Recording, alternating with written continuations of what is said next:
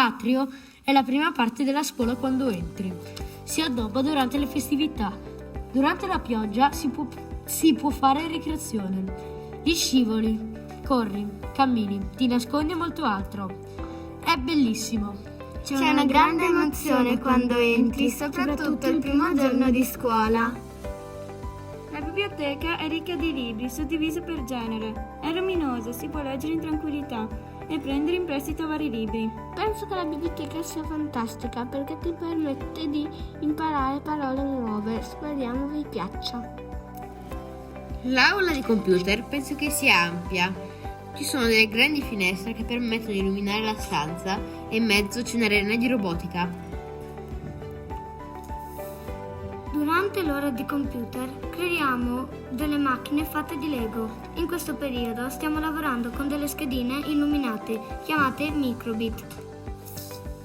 Nell'aula computer si imparano molte cose come progettare, imparare a usare il computer non solo a scuola ma anche a casa. La mensa è grande, ci sono molti tavoli, è molto luminosa con vista sul giardino, puoi parlare con tutti i compagni. Si mangiano cose buone servite da cuoche gentili. Infine, in mensa c'è un modo di dire che ci accompagna dalla prima.